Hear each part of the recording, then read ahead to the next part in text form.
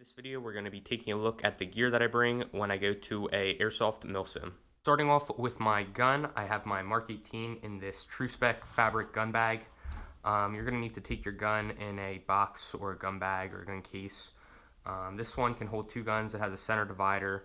I have my M203 up here. If the event allows it, I'll run tagging rounds. As you can see from the last video, I spray painted it. The next thing that I picked up is this Ace Tech tracer unit. It illuminates glow-in-the-dark BBs. I run these 0.3 high-power airsoft BBs through the tracer unit. They also have a red version. They're biodegradable, so you can run them at any Milsim event, and they feed great. Taking a look at my Mark 18 Polar Star, I have a Polar Star Fusion engine with a red nozzle and a red poppet. I have a Pro and flat hop that has been pre-installed by Amped Airsoft. It has an Orga barrel, it has the Numazu nub, and just my suppressor up top. All of my airsoft gear is stored and transported in this Husky case. It just provides some durability so nothing gets smushed in during transportation. It's on wheels. It also has this handle, which makes it real convenient for wheeling it around to get to the field or the AO. The Husky case also has the option of putting a lock on the lid so no one can get into your stuff. On this pull-out tray, I have this Amped Airsoft SLP regulator. As you can see, it has a tournament lock on it, so you can't adjust your PSI. They'll put that on after you chronograph, and that just prevents you bumping up the PSI to get a higher FPS. Just have some extra barrel covers. These are important for Milsims. You need dead rags. Once you get hit, you'll pull this out so the other players know that you have been hit.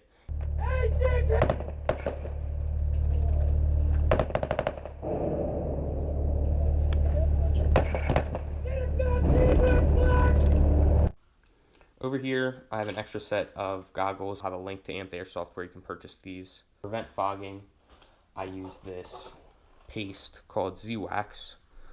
You buff this paste into the lens and you buff it out, and it just provides a layer that prevents fogging in your glasses or goggles. Z-O-O-K-E makes some, Zook.com.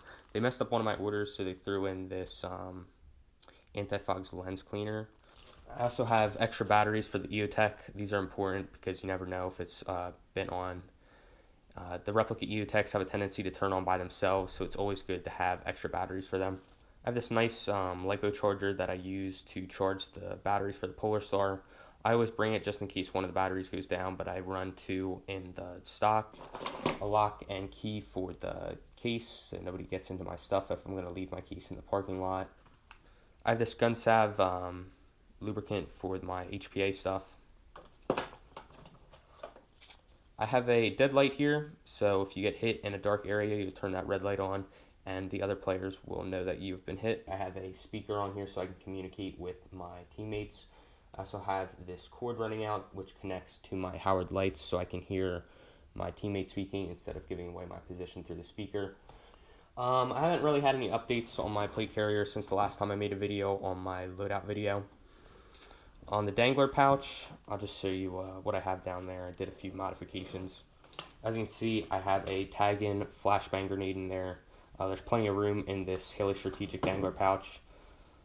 These tag-in flashbangs are real nice. They're just a little light, so you can't really throw them that far, but if you need to clear a room, these are perfect. They're super loud, and they definitely have a lot of firepower coming out when they detonate.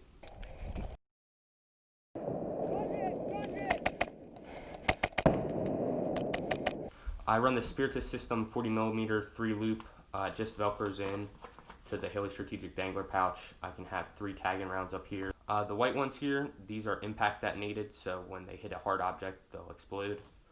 These blue ones here are chalk rounds, and just depending on the game and what's allowed and what's not allowed, I'll either run these or I'll take them out. Taking a look at my helmet, I did a few modifications. I added this replica V-light up here. For the Howard lights, I got these upgraded gel cups. I got them on Amazon. As you can see, they have a cutout if you're running Oakley M frames or glasses. This just allows the glasses to sit on this cutout and they won't smush into the side of your head. Taking a look at the NVG shroud, I upgraded it from the original plastic one to this Wilcox real NVG shroud. This allows me to run night vision goggles.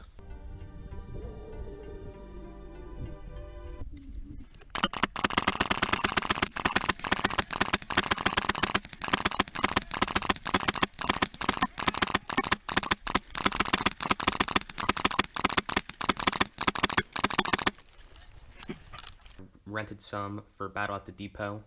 It was a really cool experience. I actually had one of these tag and impact rounds detonate inside my barrel. It ignited the propane, and I had a M203 flamethrower. At some Milsim events, Night Vision Inc. Gives players the option to rent night vision goggles from them, and I definitely recommend trying them out. It's definitely a really cool experience. I picked up an LBX 2-point sling opposed to the 1-point sling in the previous video. You look at my battle belt, I changed up the holster a little bit. This is running my KWA G17 in this updated holster. I put some banger clips on the back of my belt so I can run the tag and flashbangs. The retention is real nice on these banger clips. These flashbangs are also very nice. They're very loud, and they make it great and easy for cleaning out rooms. As you can see, they just slide right back in. They have really good retention. They're not going anywhere. And they really stay in place until you're ready to throw them out. The magazines that I run are these KWA K120 mags. I have PTS Ranger plates on the bottoms of them. Taking a look at my lower face mask, I modified them so they clip into the side of my helmet with these clips. I also have a line for my scuba tank adapter so I can fill my smaller tanks for my Polar Star, and this line that connects to it to make it easier to refill. I also run this amped airsoft line from my regulator of my tank to my Polar Star. This line is very durable. I've been running it for a number of years now, and it hasn't failed me. It's also very flexible, and you can really beat it and I'll still perform and run great. Taking a look at my tanks, I have this amped airsoft SLP tank. You can only run the SLP regulators on SLP tanks. This is my first tank that I got. I think it's 48 cubic inches. My backup tanks here are these 62 cubic inch amped airsoft SLP tanks. They're manufactured by Ninja. They got the amped airsoft logo on them. I have this kit right here that has some extra batteries and some extra O-rings in it. I have these green ponchos in case it rains.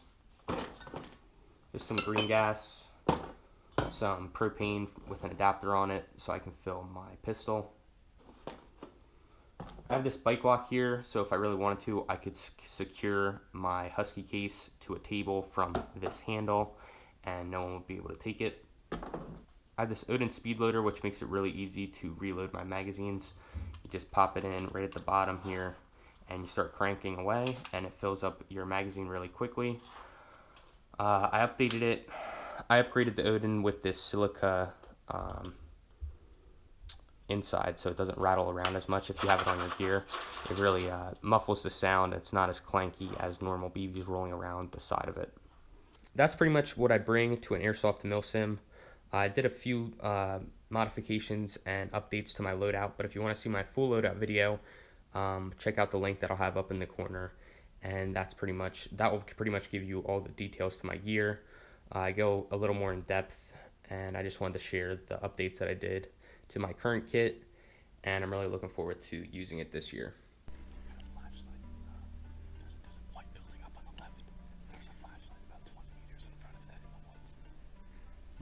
You got like a whole group of guys right there.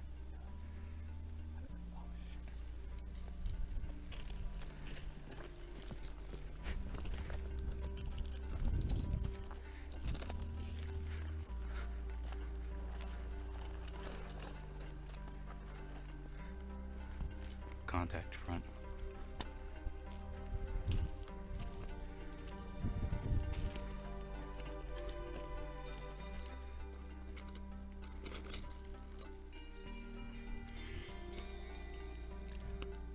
Seven plus.